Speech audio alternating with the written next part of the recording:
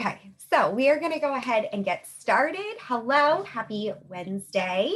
I'm super excited to chat about social media here tonight, really quickly, because it is always changing. The algorithm is always changing. It is an ever evolving beast. I think anybody who has spent more than 2 days on social media sees that things change all of the time.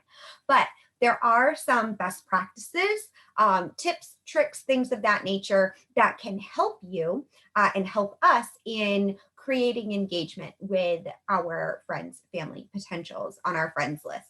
And that is really what I want to chat about here yet tonight. So the first tip of social media is, first of all, kind of understanding that it is like a business storefront, right? You are open for business. So to get people to be able to come to your store, you have to let them know that you're open for business, which does kind of require, for lack of a better term, I hate to say that because nothing's really required in life except for, life and death.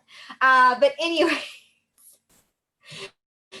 when you are trying to post for engagement, we want to let people know that we're open for business. So we need to be posting about Plexus. And that is going to vary based on how you use social media. So we'll talk a little bit about all of that, but really allow yourself some grace and have patience with yourself, understanding that it is like a living organism. And just to understand that if you don't like something or you don't feel like it's working out, you can always take it down. So the first thing about social media is, of course, posting, right? When social media first came out, it was like you could post all of the time. And thankfully, 5 years ago in this business, even, you were posting 3, 4, 5 times a day. And at least one of those had to be about Plexus every single day. And for me, that just seems overwhelming. I love my Instagram stories. I'm in there all of the time, except for the weekends. I usually unplug a little bit from social media on the weekends. But in your main newsfeed, it is such a gift now with social media and their algorithm that you should really only be posting once, maybe twice a day. And that's going to give you the most visibility and traffic into your posts because you're not going to be fighting with your own content on people's news feeds. And what that means is, of course, again, Facebook has an algorithm of who shows up when, where, why, and how. Not a computer nerd, but it's a thing. Everybody knows this thing. And you can leverage this in your favor. However, if you have 6 posts, Facebook doesn't know which one is the most important or which one you want your friends to see the most. And so they're going to be making choices for you. And if one post that's maybe like a meme, if somebody likes that, then that one's going to go up in their algorithm, right? And that one's going to be shown to more people. And it is by human nature that we're going to love the funny things. Excuse me. We're going to love the funny things. We're going to do the engagement recipe stuff before we say, heck yeah, I have a problem with my poop. So try to keep that in mind, that you don't want to be fighting with yourself, right? So once, maybe twice a day. But your stories, like Instagram stories or Facebook stories, those are phenomenal. First reason I love them is because you can actually see who views it. I mean, you can't see if they're engaging in it or they're just tapping through as they're taking a pee or whatever. But rather than just scrolling past your post where we don't know if they've seen it unless they like or comment, in a story, you can actually view that, which is really a powerful tool because then if you know who's looking at stuff, then you can be more specific about what type of testimonies you maybe share. And so we can use these things to our advantage, right? So posting in your newsfeed once, maybe twice a day, and posting in your stories, you can use that to your heart's content, right? Videos, you can do screenshots of other people's stories that you love. There's no end to the possibilities when it comes to using the stories. And the stories expire in 24 hours. So it's not like creating a brand new timeline for you. So again, super, super powerful tool.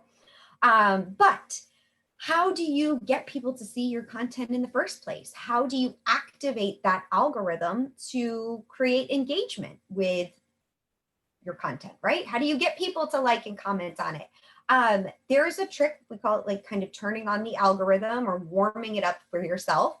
And it's really simple.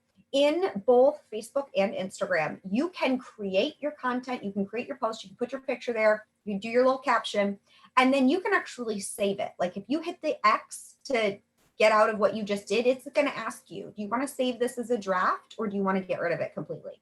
I love to save it as a draft because then that's done. Then I go to 5 or 10 people who I want them to see my content, and I check out their page and I see, what have you posted in the last 7 or 10 days that I can like and comment on, right?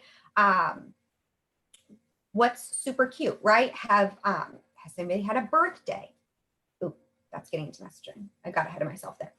So I'm going to their pages, 5 or 10 people before I make my post. I'm liking and commenting on something that they've shared recently, 7 to 10 days. Another really powerful way that I love to do this is going into Facebook Messenger. And rather than looking at the chats at the bottom, you can see, I think it's called people or friends or something. There's a second option. And you can click on that. And that shows you all the people who are online at that time. That's super powerful too, because if they're online, there's a higher chance, again, they're going to see something right after you post it. So I'll scroll through there, 5 or 10 people, hit their pages really quick. It shouldn't take you more than 3 minutes. You're just being social, you're being authentic, but we're not writing novels of comments. We're, short and sweet. And then we're making our post. We're going back to our main page. We're saying, yes, I want to post this. Then we're doing the same thing again, 5 or 10 people, just real quick. Like you should be done with this whole posting thing in like 5 minutes flat. Okay. And that's, again, the power in a tip that we talked about a few weeks ago in kind of knowing what you want to post and thinking about your content ahead of time. But we'll stay on track here. At least we'll try. So we are liking and commenting 5 or 10 before, 5 or 10 after the post, and that is activating that algorithm. And then when someone comments or likes on our post, or actually comments, because you don't really engage back on the likes at this point, but when someone comments on a post, whether it's a meme or a Plexus post or something you're asking about, what have you, you like their comment and you comment back. We're creating a conversation because that to the algorithm means, hey, people are talking about this. More people must want to see it. And their social media magic happens. So the other way that you can increase engagement is by having conversations in Messenger. So I make it a point every day to wish my happy birthday people happy birthday in Messenger, because any activity or conversations that you are having over there are automatically going to work in your favor towards the algorithm. So that comes down to like what to post. And this is probably one of the biggest questions, right? And the possibilities are endless. Look at the things that people post online, right? You can literally post anything. And so here I always encourage thinking about best practices. These are tips and tricks that in the last 3 years I've been running my business. I have taken many a webinar and many a class and things of this nature. And these are really things that kind of hold true and have kind of fought like a thread that has led through all of those years. That didn't make sense, but I think you're still with me. Yes? Okay. Okay, so what to post? No graphics. That's the first thing that I can really suggest is not using a graphic, because social media is a social platform. And for your algorithm benefit, it's going to behoove you, it's going to benefit you to have a authentic picture. You just snap a photo, even if it's just a photo of your product or something to that effect, rather than a screen grab of like the pamphlet. That is going to, again, kind of boost your visibility into other people's feeds. what to post, if it's personal or Plexus or an engagement post, like asking a question or something to that effect. You really, if you're posting every day, you shouldn't feel pressure to post about Plexus on your timeline every single day. You can post about Plexus maybe 2 or 3 times a week. And the rest of it is, your kids or your dog, or a question about a recipe, holiday cookies, like anything else, because it's real life. And that's what we're sharing here. No stress or pressure. We're just showing people what's happening in our lives, which is what social media is all about. When we are posting about Plexus, we can post about our story. We can post other people's stories and testimonies. Any testimony that cannot be shared is going, or if the originator doesn't want it to be shared, it's going to be typed right there. It says, please don't share this. But anything else, you can really grab that testimony. I love to copy and paste it right into an authentic post, or you can just hit the share button if you'd like to do it that way. There is no wrong way. And so you can try different things to see what feels authentic to you. It might stretch your comfort zone a little bit, but these are ways that we grow, right? So we want to make sure that how we are posting and what we are posting feels as organic and authentic to us as possible. But you can absolutely, and I encourage sharing information about Plexus. You can do like factual posts about a product or the ingredients. You can just post a picture of your pink drink and saying how much energy it's giving you. There are so many lists of posting ideas and so many different IPA challenges that we've done and that are available to you. So don't be shy if you are looking for an idea or feel a little bit stumped in your content creation planning, to reach out or to hit the search bar and see what people have laid before us, right? We're not reinventing the wheel. We're just putting it on our own cars. So when it comes to content ideas that you see and you love, I hit the save button on Facebook, save it, on Instagram too, save it for later. And that way at the end of the week or the beginning of the week when I'm doing my creation, I'll just scroll back through those saved items, be like, oh yeah, I really liked that. I'm going to use that next week. And this is the most powerful thing, right? When we copy and paste, the foundation, just like with a message, the foundation is there for us because it spoke to us. So it's going to speak when we put our voice on it. And that is really important in creating connection with your friends and family or potentials, or your friends list and things of that nature, is having your authentic voice come through on that. So one of our uplines, Ellen Ford, she's fantastic. She and I have very similar kind of sassy personalities and things of that nature, but she's a twin mom and I am child-free by choice. So I absolutely use her ideas as a foundation, and then I put my truth behind it and my story behind it. So don't be afraid to do that, but always make sure that it's representative of you and your life and your experience, because that's, again, how we're creating that connection with folks. And then really quickly, when it comes to creating that connection, we're like on pace with this today. I love it. Okay. So creating the connection. First and foremost, again, when someone comments on your post, whether it's a Plexus post or not, and even when it's not a Plexus post, it's almost more important to be engaging there, because people who engage in your non-Plexus content are most likely seeing your Plexus content as well. So if somebody comments, we like and comment back. We create that conversation in the comments. And I say that with the biggest like asterisks, like drum roll to the asterisks. When we have a Plexus post and somebody is like, what is this pink drink? What can it help with this? Do you have whatever questions that they ask in the comments, we want to encourage that. Oh my gosh, great question. I'll send you a private message right now. I'm sending you a message right now, right? What we're doing is we don't want to like give away the answer in the comments, simply because then if the next person has a similar question, they're going to see the answer right there. They're not even going to ask. And we are going to have lost that cue, that knowledge, right? That engagement opportunity with that person to love on them and help them and provide them the information that they need, because the answer isn't always the same for everyone. And what I mean by that is the way in which it's presented, right? Because our products help with so many different things. And, myself personally, I have never had a weight loss goal, but I was very skeptical in the beginning when my husband brought this home because the product was called Slim.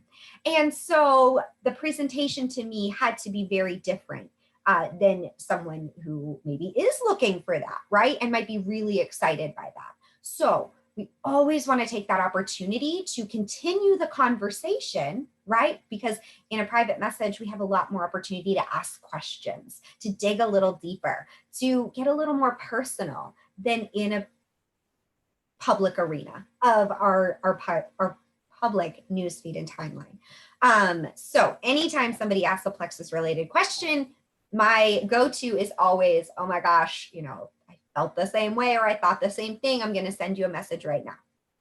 And then I take it to the messenger. I also love using that came off terrible, but using like my last 10 posts, including, again, non-plexus content. Who liked and commented on these things? Because that gives me an idea, again, who's seeing my content, who may be interested in what I have to offer, who maybe I can help, right?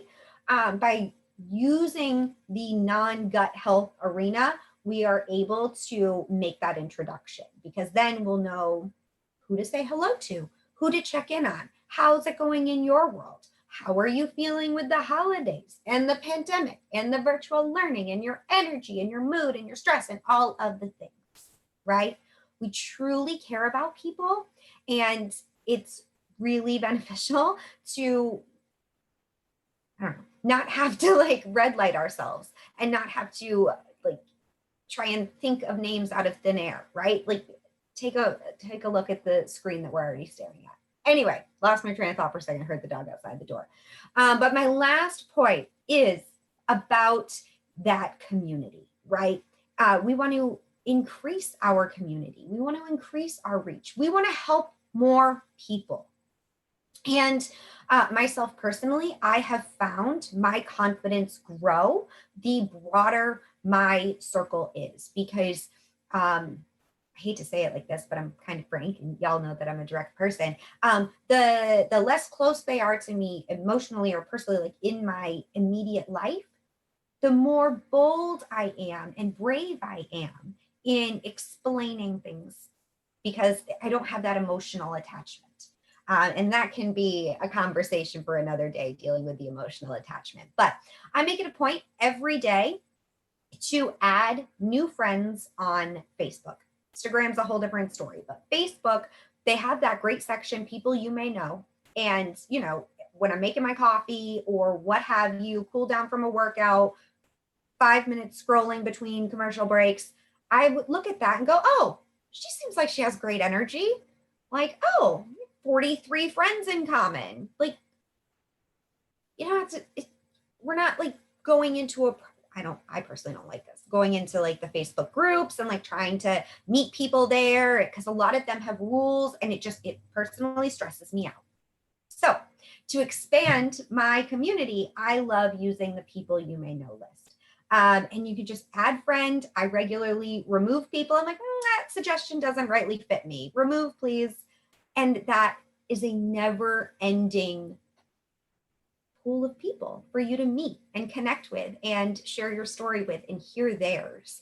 And if nothing else, we're broadening our worldviews and we are learning.